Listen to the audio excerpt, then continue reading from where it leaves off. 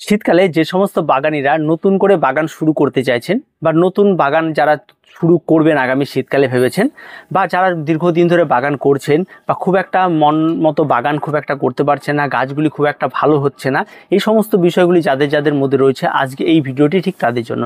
শীতকালে বাগানের প্রস্তুতিটি আপনারা কিভাবে শুরু করবেন এবং কিভাবে আপনারা গাছ চুজ করবেন এবং কিভাবে আপনারা আপনাদের বাগানে প্রচুর পরিমাণে ফুল পাবেন তা নিয়ে সমস্ত অ্যাভারেজ একটা টিপস আপনাদের জন্য আজকে রয়েছে, যে শীতকালীন বাগান যারা শুরু করবেন তাদের জন্য। কারণ পরবর্তীতে যখন আমরা গাছ লাগিয়ে ফেলবো তখন কিন্তু আমরা এই সময়টা আর পাবো না, বা আপনাদের এই টিপসটি দেওয়ার সময় পাবো না। আগে থেকে দিয়ে রাখা হচ্ছে এই কারণে যাতে আপনারা সেই সময় আস্তে আস্তে এই ভিডিওটি দেখতে পান এবং তার সঙ্গে সঙ্গে আপনারা সঠিকভাবে অ্যাপ্লাই করতে পারেন। তো চলুন শুরু করা যাক আর দেরি না করে। তো সবার প্রথমে যে বিষয়টি রয়েছে সেটা হচ্ছে লোকেশন।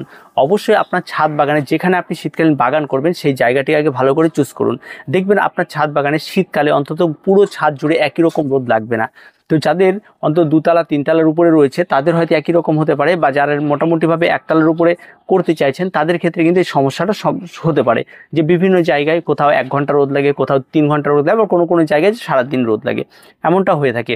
আর যাদের সারাদিন রোদ লাগে তাদের বিষয়টা আলাদা রকম।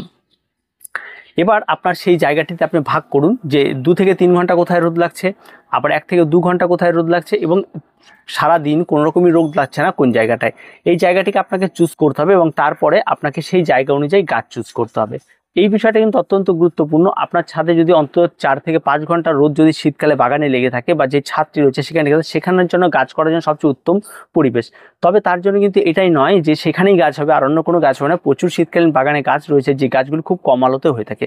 এরপর আমি একটি ভিডিওতে আপনাদের জানিয়ে দেবো যে কম বা কত ঘন্টা রোদের জন্য কোন গাছগুলি চুজ করবেন, বা 3 থেকে 4 ঘন্টা রোদের জন্য কোন গাছ চুজ করবেন, 4 থেকে 3 ঘন্টা রোদের জন্য কোন গাছ চুজ করবেন, বা আবার 1 থেকে 1.5 ঘন্টা রোদের জন্য কোন গাছ, প্রত্যেকটা টাইম দিয়ে দিয়ে কোন কোন গাছ আপনি সেখানে করতে পারেন তার একটা আমি লিস্ট আপনাদের করে দেবো। কারণ শীতকালে প্রচুর গাছ, সব গাছ একরকম পরিবেশে হয় না, অনেক গাছের জন্য অনেক রকম পরিবেশের প্রয়োজন হয়।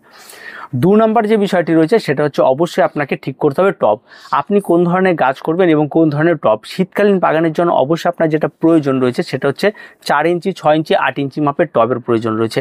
এর বাইরে কোনো টবের প্রয়োজন হয় না, বা আপনি যদি চান এই সাইজের গ্রো ব্যাগ আপনারা ক্রয় করতে পারেন, এটাতেও কিন্তু খুব সুন্দর বাগান হয়ে থাকে। তাই অবশ্যই আপনারা আপনাদের পছন্দ মতো জায়গায় কোন ধরনের টব কিনবে। বর্তমান বাজারে কিন্তু মাটির টব পাওয়া যায়, প্লাস্টিক পাওয়া যায়, সিরামিক পাওয়া যায়। তবে শীতকালীন বাগানের জন্য সবচেয়ে বেস্ট টব মাটির টব এবং প্লাস্টিক টব। সিরামিক টব কিন্তু সেখানটা কিন্তু দীর্ঘদিন জল বা কোনো কিছু দেওয়া হলে কিন্তু নষ্ট হয়ে যেতে পারে টব, বা সেটা নড়াচড়া করার ক্ষেত্রে কিন্তু অনেকটা সমস্যা হতে পারে। কারণ সিরামিক টব যথেষ্ট ভারী হয়ে থাকে এবং তাতে কিন্তু গাছ সরানোর অসুবিধা হয়। তাই মাটি এবং প্লাস্টিক টব যে কোনো একটা কিনবেন, যথেষ্ট ব্যয় সাপেক্ষ সিরামিক টব, আর সেই তুলনায় কিন্তু মাটি এবং প্লাস্টিক টব অনেকটাই কম থাকে। তারপরে 3 নম্বর যে বিষয়টির উপর আপনাকে ধ্যান দিতে হবে সেটা হচ্ছে আপনার গাছের চারা। অবশ্যই আপনি যখন শীতকালীন নতুন বাগান শুরু করতে যাচ্ছেন তখন অবশ্যই আপনাকে খেয়াল রাখতে হবে আপনি টবের উচ্চতা কী নিয়েছেন। আপনি যখন 4 ইঞ্চি মাপের টব নিয়ে নিয়েছেন প্রথমে, সেখানটায় খুব বেশি হলে আপনার টবগুলি নেবেন 10টা, এর বেশি কিন্তু শুরু করবেন না, তাহলে কিন্তু আপনি কিন্তু হিমশিম খেয়ে যাবেন। 10টা 4 ইঞ্চি মাপের টব নিয়ে নিন। এই 4 ইঞ্চি মাপের যে 10টা টব রয়েছে এর মধ্যে লাগানোর মতো সবচেয়ে ভালো গাছ যেটা রয়েছে সেটা হচ্ছে সুইট উইলিয়াম, বা যেটাকে আমরা দেনথাস বলে থাকি, সেটা আপনারা লাগাতে পারেন, খুব সুন্দর হয়ে থাকে। তারপর আপনারা লাগাতে পারেন এখানে স্ন্যাপড্রাগন, বা যেটাকে আমরা বলি অ্যান্টোরিয়াম, সেটাই ছোটো টবের মধ্যে খুব ভালো হয়ে থাকে। অ্যাস্টার আপনারা করতে পারেন, অ্যাস্টার খুব ভালো হয়ে থাকে ছোটো টবের মধ্যে। আপনারা ডেইজির যে কোনো ভ্যারাইটি করতে পারেন, সেটা খুব ভালো হয়ে থাকে। এই ধরনের গাছগুলি কিন্তু ছোটো টবের মধ্যে খুব ভালো হয়ে থাকে। এবার আসি 6 ইঞ্চি মাপের টব। এই 6 ইঞ্চি মাপের টবের জন্য কিন্তু প্রচুর গাছ পাওয়া যায়। তার মধ্যে যেটা সবচেয়ে জনপ্রিয় এবং আপনার জন্য সবচেয়ে সহজ গাছ সেটা হচ্ছে আপনারা রক্তগাঁদার যে সমস্ত ভ্যারাইটিগুলি পাওয়া যায়, হানিকম পাওয়া যায়, আর অনেক ভ্যারাইটি বর্তমানে ডট পাওয়া যায়, সেগুলি করতে পারেন।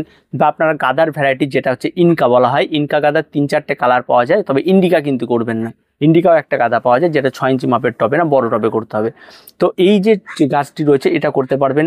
তারপরে এই 6 ইঞ্চি মাপে করার জন্য সবচেয়ে বেস্ট আরেকটি গাছ রয়েছে যেটা সিনাডারিয়া, আপনারা করতে পারবেন। তার সঙ্গে সঙ্গে আপনারা এতে ন্যাস্টেসিয়াম করতে পারবেন। আপনারা আপনাদের পছন্দ মতো প্রচুর গাছ, ক্লারিকা করতে পারবেন। তারপরে আপনারা 6 ইঞ্চি মাপের টবে অ্যাভারেজ আপনারা শীতকালীন সমস্ত গাছ করতে পারবেন। আর তার মধ্যে বেশ কিছু গাছ রয়েছে যেগুলি 8 ইঞ্চি মাপের টবে দিলে ভালো হয়। এবার 8 ইঞ্চি মাপের টবের জন্য যেতে পারেন সবচেয়ে সহজ সরল গাছ থাকে ডালিয়া। আপনারা গাদা, দেশি গাদা যে সমস্ত ভ্যারাইটিগুলো আছে সেগুলি আপনারা করেন, এই সমস্ত গাছগুলিতে নষ্ট হয় না। তবে এই সময় এসে কিন্তু চন্দ্রমল্লিকা নার্সারি আল্লাহ চাপাতে গেলে চন্দ্রমল্লিকা নেবেন না, খুব একটা ভালো হবে না। তারপর আপনার রয়েছে সেখানে আপনারা করতে পারবেন সিনেডেরিয়া করতে পারবেন, ওই বড় টবের মধ্যেও হবে, ছোট টবের মধ্যেও হবে, সিনেডেরিয়া দুটোর মধ্যেও করতে পারবেন, এটা একটা ভালো দিক রয়েছে। তারপর আপনার সেই বড় টবের মধ্যে গ্ল্যাডিওলাস করুন, আপনারা সেখানটায় করুন, আপনারা নয়নতারা করতে পারবেন, আপনারা সেখানে কসমস করতে পারেন বড় টবের মধ্যে, আপনারা হলিহক করতে পারবেন। তারপর আপনার বড় টবের মধ্যে করতে পারেন, প্রচুর গাছ রয়েছে, ক্যালেন্ডুলা করতে পারবেন, আপনারা সেখানটায় করতে পারবেন 3-4টা করে লিলির প্রচুর ভ্যারাইটি রয়েছে শীতকালীন, সেগুলি করতে পারবেন। তো এইভাবে আপনাদের টবের সাইজ অনুযায়ী এই সমস্ত গাছগুলিকে আলাদা করে নেবেন। এই যে গাছগুলি রয়েছে এই গাছগুলির পরিচর্যা একেবারেই সহজ, যেগুলি আমি বললাম। তো আপনারা এর মধ্যে চুজ করার চেষ্টা করবেন, দেখবেন অনেক ভালো হবে। আরও নতুন নতুন অনেক গাছ বেরিয়েছে, যেমন ডিজিটালিস্ট রয়েছে, তারপরে আপনার নতুন বেশ কিছু তারপর আপনার একটি রয়েছে যেটাকে আমরা বলি আইস প্ল্যান্ট, সেই আইস প্ল্যান্ট রয়েছে। এই সমস্ত গাছগুলি সহজ সরলভাবে হয়ে থাকে। আর নর্মালি যে সমস্ত গাছগুলি হয় এই গাছগুলি কিন্তু খুব সহজ সরল পরিচর্যা হয়ে থাকে। আর 8 ইঞ্চি মাপের টবের জন্য আরেকটি গাছ আমি বলবো আপনাদের সবচেয়ে ভালো, সেটা হচ্ছে পিটুনিয়া। পিটুনিয়া আপনারা প্রত্যেকে 8 ইঞ্চি মাপের টবে করতে পারবেন এবং 6 ইঞ্চি মাপের টবেও করতে পারেন। তো 6 ইঞ্চি মাপ থেকে যদি স্টার্ট করে যদি একবার যদি রিপোর্ট করে 8 ইঞ্চিতে দিতে পারেন, তাহলে সেক্ষেত্রে গাছের গ্রোথ অনেক ভালো হয়ে থাকে, সেটা হয়ে থাকে ভাড়বে না, আপনারা অনেকে করতে পারবেন। আর যদি আপনাদের একটু বেশি জায়গা থাকে যে আর 4-5টা আপনারা হ্যাঙ্গিং পট কিনতে পারেন, তাহলে হ্যাঙ্গিংয়ের জন্য আপনারা কিন্তু এখানে লাগাতে পারেন যে গাছগুলি, সেগুলি হচ্ছে পিটুনিয়া করতে পারেন, ভারবেনা করতে পারেন, আইস প্ল্যান্ট করতে পারেন, আপনারা গ্যাজিনিয়া করতে পারেন, ইমপ্রেশন করতে পারেন, প্রচুর গাছ রয়েছে। তো এই যে গাছগুলি রয়েছে এই গাছগুলি পরিচর্যা খুব একটা বেশি নেই, খুব সহজ সরলভাবে এই সমস্ত গাছগুলি করা যায়। তারপরে যে বিষয়টি রয়েছে সেটা হচ্ছে মাটি। অবশ্যই শীতকালে বাগান করতে গেলে কিন্তু সবচেয়ে গুরুত্বপূর্ণ যে বিষয়টি সেটা হচ্ছে মাটি। এই মাটি কিন্তু একদম ফ্রেশ মাটি লাগবে, এবং যে মাটির মধ্যে কোনো দানাদার বা কোনো বড় পাথরের টুকরো বা কোনো কিছুই থাকা যাবে না। এই মাটিটি থাকবে আপনার 50% মাটি, তার মধ্যে 30% কম্পোস্ট এবং 10% বালি, এবং বাকি 10%-এর মধ্যে থাকবে হাড় গুঁড়ো, শিংকুচি, নিমখোল, এই সমস্ত কিছু দিয়ে একটা মিশিয়ে নেবেন। আর যারা আগে মাটি প্রস্তুত করেছেন তাদের ক্ষেত্রে আলাদা, এখন যারা করতে চান তাদের জন্য এই খাবারটি দিয়ে একটা ওয়েলনেসে একটা সুন্দর মাটি প্রস্তুত করে ফেলুন, এবং মাটিটি প্রস্তুত করে মাটিটিকে সুন্দরভাবে ছেঁকে নেবেন। যদি ভেজা থাকে তাহলে একদিন রোদে শুকিয়ে নিন, সুন্দরভাবে এটাকে ছেঁকে নেবেন। এর মধ্যে যেন কোনো বড় পাথরের টুকরো না থাকে বা কোনো কিছু না থাকে। তার কারণ হচ্ছে শীতকালীন যে গাছগুলো রয়েছে তার রুট কিন্তু খুবই নরম, কোনো জায়গায় বাধাপ্রাপ্ত হলে সেখান থেকে কিন্তু তার রুটটাকে অন্তত গ্রোথ বন্ধ করে দিতে পারে। তাই এটা যেন না হয়, এবং মাটিতে যেন একদম মাটি থাকে, এবং তার মধ্যে যেন অনায়াসে যেন রুটটি চলাচল করতে পারে, তার জন্য কিন্তু অবশ্যই আপনাকে মাটিটি ছেঁকে রেডি করতে হবে। এটা হচ্ছে একটা গেল। তারপরে যে বিষয়টি রয়েছে সেটা হচ্ছে চারা লাগানো। অবশ্যই আপনারা যখন চারাটি লাগাবেন তার জন্য কিন্তু সবচেয়ে গুরুত্বপূর্ণ যে সময়টি রয়েছে আমি বলি, যে সময়ের মধ্যে কোনো রিস্কি ব্যাপার থাকে না চারা লাগানোর, সেটা হচ্ছে কিন্তু অক্টোবর মাসে 15 তারিখের পর থেকে পুরো নভেম্বর মাস পর্যন্ত। আপনি এই টাইমটাকে যত পিছিয়ে নভেম্বর মাসে 1 তারিখ থেকে যদি শুরু করেন আপনার রিস্ক আরও কমবে। যদি নভেম্বর 15 তারিখ থেকে শুরু করেন তাহলে রিস্ক আরও কমবে। তবে আপনি যদি মনে করেন এই টাইমটাকে পিছিয়ে দেওয়ার জন্য আমার গাছ করা অনেক দেরি হয়ে যাচ্ছে, তবে তেমনটা নয়। শীতকালীন একটা গাছ করতে গেলে কিন্তু সবচেয়ে জাস্ট 45 ডেজের মাথায় এই সমস্ত গাছে ফুল ফল ধারণ করে, অ্যাকচুয়ালি ফুল ধারণ করে, তার চেয়ে বেশি সময় কিন্তু এই সমস্ত গাছের জন্য প্রয়োজন হয় না। আর যারা খুব বেশি কম্পিটিশন লেভেলে যেতে চায় এবং তাদের জন্য হয়তো তারা অনেক আগে থেকে শুরু করে, সেই জন্য কিন্তু আবার অনেক ব্যাপার রয়েছে, শেড লাগবে আপনার, সেই সমস্ত জায়গায় আপনার সূর্যালোককে কন্ট্রোল করতে হবে, অনেক ব্যাপার থাকে, সেগুলি কিন্তু আপনাদের করতে হবে। যাদের নতুন রয়েছেন তারা সেটা করতে গেলে অনেকটাই কস্টলি, তাদের করার দরকার নাই। আর নতুন যারা রয়েছেন তারা নর্মালি শুরু করুন, তারা দেখবেন খুব ভালো হবে। আর সেপ্টেম্বর মাস থেকেও কিন্তু এই শীতকালীন ফুলের চারা পাওয়া যায়। সেপ্টেম্বর মাস থেকে যারা খুব ভালো বাগানি দীর্ঘদিন ধরে বাগান করছেন তারা অন্তত শেড ফেড দিয়ে এই সময় গাছ করে। আর তাছাড়া এই সময় বৃষ্টি হওয়ার প্রবণতাটা অন্তত আমাদের এখানে অক্টোবর মাসে 15 তারিখ পর্যন্ত থেকে যায়। তাই একটু ওয়েট করে করবেন, তাতে কোনো সমস্যা নেই। তবে আপনার সাশ্রয় হবে, কারণ চারা নষ্ট হবে না। আর এখন কিন্তু এই গরমের মধ্যে কিন্তু অন্তত 10টা চারা লাগালে 5-6টা চারা নষ্ট হয়ে যেতে পারে। তাই এই এত হুড়পাড় করবেন না, একটু টাইম নিয়ে করুন। তাই এই টাইমটাকে আপনারা চুজ করুন, অন্তত অক্টোবর মাসে 15 তারিখের পর থেকে নভেম্বর মাস পুরোটা এই টাইমটা আপনারা চুজ করে নিন। তাহলে দেখবেন আপনার গাছ নষ্ট হওয়ার প্রবণতা অনেকটা কম। আর আগাম করতে গেলে কিন্তু অনেকটা রিস্কি ব্যাপার, আপনি সেটা আপনার বিষয়, কারণ এই টাইমের মধ্যে বাগানে অনেক সমস্যা দেখা দিতে পারে। এই সময় ওয়েদার চেঞ্জ, হঠাৎ গরম, হঠাৎ ঠান্ডা, হঠাৎ বৃষ্টি, এতে গাছের জন্য অনেকটা ধাক্কা খেতে হয় এবং গাছ অনেকটা দুর্বল হয়ে যায় এই সময়ের মধ্যে, এবং বিভিন্ন ধরনের রোগাক্রান্তও কিন্তু হয়ে যায়। তো অবশ্যই টাইমটা কিন্তু একদম গুরুত্বপূর্ণর সঙ্গে এটা বিবেচনা করবেন। তারপরে যে বিষয়টি রয়েছে সেটা হচ্ছে গাছ লাগিয়ে দেওয়ার পর অবশ্যই ফার্টিলাইজার। যে কোনো শীতকালীন গাছ যখন আপনি লাগিয়ে ফেলেছেন তাহলে গাছটি লাগিয়ে দেওয়ার পর আপনার ছায়াচ্ছন্ন জায়গায় বেশ কিছুদিন রেস্টে রাখুন, এবং তারপর যখন রোদে দেবেন তারপরের থেকে গাছ লাগানোর দিন থেকে একদম 21 ডেজ বা 21 থেকে 25 দিনের মাথায় আপনাকে প্রথম খাবার প্রয়োগ করতে হবে। এই খাবারটি আপনি রাসায়নিক চাইলে রাসায়নিক প্রয়োগ করতে পারেন, আপনি যদি চান জৈব খাবার প্রয়োগ করেন তাহলে জৈব খাবারও প্রয়োগ করতে পারেন। তবে জৈব খাবার একটু বেশি পরিমাণে লাগে, রাসায়নিক খাবার একটু কম পরিমাণে লাগে। জৈব খাবারে খরচ বেশি আর রাসায়নিক খাবারে খরচ একেবারে কম। কারণ জৈব খাবার যে সমস্ত খাবারগুলি করা হয়, হাড় গুঁড়ো, শিংকুচি, তারপর আপনার নিমখোল, এই সমস্ত খাবারগুলি 1 কিলোর দাম অন্তত 100 টাকা নর্মালি, ঠিক আছে। আর যে রাসায়নিক খাবারটি আমরা ব্যবহার করি সেই খাবারটি 1 কিলো দাম 30 থেকে 40 টাকার মধ্যে এনাফ। এবং এই 1 কিলো খাবার শুধু এখানেই নাই, এই খাবারটি আবার আপনারা আয়ও দেয় অনেক দিন, কারণ এটা লাগেও খুব কম পরিমাণ। 1 কিলো খাবার নিলে আপনার গোটা সেশন চলে যাবে। আর যদি আপনি জৈব খাবার ব্যবহার করেন তাহলে কিন্তু সেখানটায় আপনার ওই 1 কিলো খাবার কিন্তু আপনার অনেক টাকা লাগবে।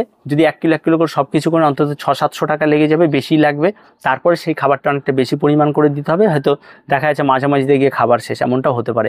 তা আপনারা নতুন যারা শুরু করছে তারা রাসায়নিক সার দিয়ে করতে পারেন। অনেকে বলে রাসায়নিক সার প্রয়োগ করাতে কিন্তু গাছ নষ্ট হতে পারে, তো সেই ক্ষেত্রে প্রয়োগটা খুব অল্প পরিমাণ করবেন। যদি 21 দিনের মাথায় চারা গাছে প্রয়োগ করতে চান, 1 লিটার জলের মধ্যে আপনারা 10 দানার মতো গুলে নেবেন, 10 থেকে 15 দানা গুলে নেবেন। তারপর আপনারা সেটা প্রত্যেকটা গাছে 200 ml করে ব্যবহার করে, এই রেশিওতে আপনার প্রয়োজন, গাছে কোনো রকম কোনো ক্ষতি হবে না।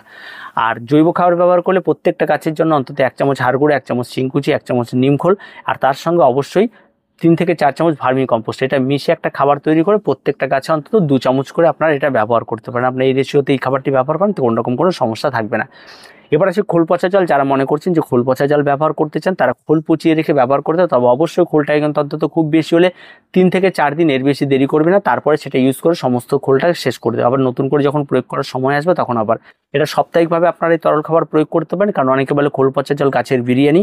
তো আপনি যদি তা মনে করেন তাহলে অবশ্যই প্রয়োগ করতে পারেন। তবে একটা সমস্যা রয়েছে, খোল পচা জল গাছে প্রয়োগ করলে প্রচুর পরিমাণ দুর্গন্ধ বের হয়। সেই দুর্গন্ধ তার সঙ্গে সঙ্গে কিন্তু ছোটো গাছে প্রয়োগ করলে তার গাছের সবসময় যেন ফাঙ্গালের জন্মায় এবং তাতে গাছের গোড়া কিন্তু পচে যেতে পারে। তাই খুব সাবধানে টপ থেকে দূরে দেবেন। আর যেদিন খোল জল প্রয়োগ করবেন তার পরের দিন সঙ্গে সঙ্গে গাছের গোড়াটি একটু নিড়ানি দিয়ে নেবেন, তাহলে রিস্কটা অনেক কম থাকে।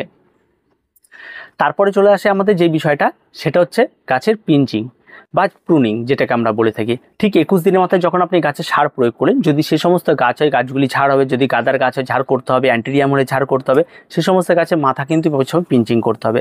এই পিঞ্চিংটি করে দিলে কি হবে, সেখান থেকে নতুন আরও ব্রাঞ্চ ছাড়বে এবং সেখান থেকে আপনার গাছটি ঝাড় হলে গাছে ফুলের সংখ্যা কিন্তু অবশ্যই বাড়বে। তো পিঞ্চিংটি মাস্ট।